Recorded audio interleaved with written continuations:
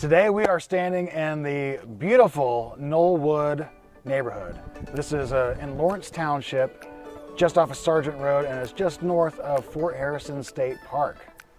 Yeah, and this is a beautiful, one-of-a-kind, custom-built home that was built in 1979. Fun little fact, in March, since we're in March, 1979, Gloria Gaynor's I Will Survive topped the charts. For all you Gloria Gaynor fans out there. I love that song. Yeah, it's a great song. Well, there's some really cool stuff about this house. What do you say? Let's check it out. Let's check it out.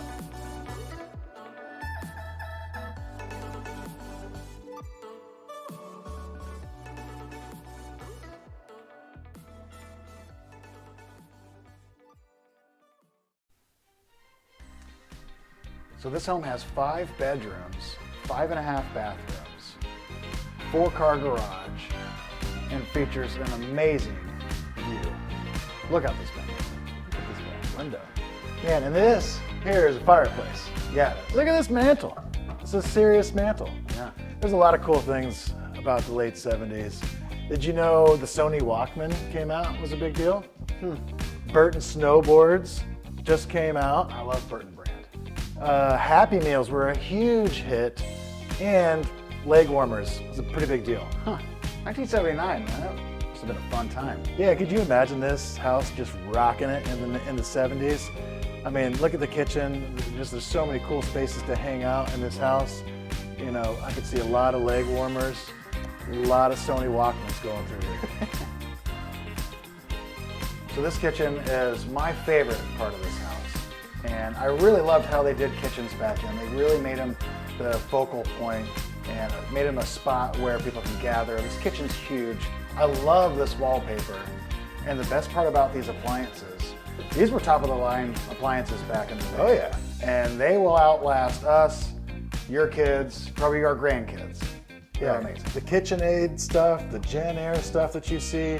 Guys, sometimes you gotta look at the model and you gotta look at the brand and the make of it, because some of this good stuff, like the KitchenAid and Gen Air, it lasts forever. Listen to this fan. This thing runs like a brand new fan. They don't make them like they used to. That's for sure. That's for sure. You know, one thing that I love about these old 1970s homes is the old school technology that people started using back then, especially these old intercoms.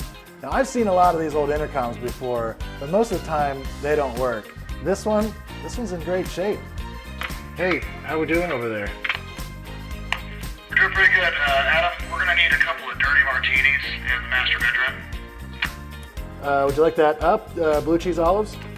The dirtier the better. Coming right up. So we're standing in the primary bedroom, which is just over 1,000 square feet. And it has a massive walk-in closet. It's not just a walk-in closet, it's a walk-through closet. Because they needed big closets back then for their boots and their bell-bottom jeans. They've also got a full-on dressing room, so you can have wardrobe changes throughout your evening if you're entertaining a lot of guests. And the cool thing about this house is there's 3 awesome fireplaces here. So you're gonna be able to set the mood everywhere that you are hanging out.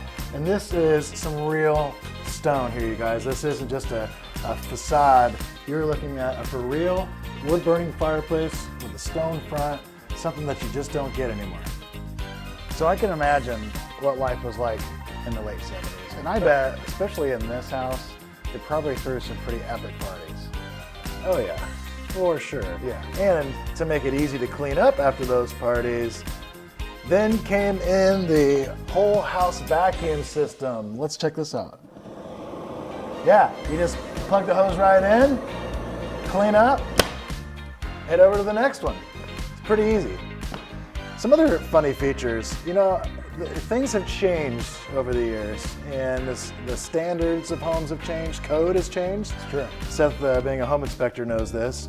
And I've always thought this was funny. This comes up on every single home inspection on an old home. Seth, what is it? You talking about the door locks? I'm talking about the door locks. Check this Yeah. out. So a feature from back in the day is they would actually use these deadbolts with a key, and so it was a security feature. You couldn't just break the glass and reach in and open the door. You had to have the key to open the door. That's right, but now it's a safety issue because if the house was on fire and you ran over to the door and you went to open it, but there was no key, you can't get out. So it used to be a security feature, and now it's a safety issue that comes up all the time.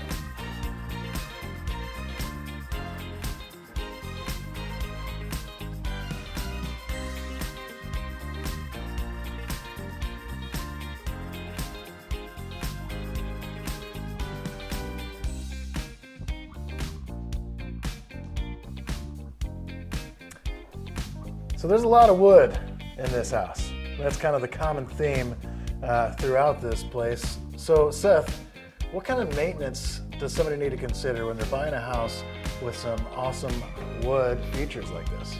Well, on the interior, there's not a whole lot to do.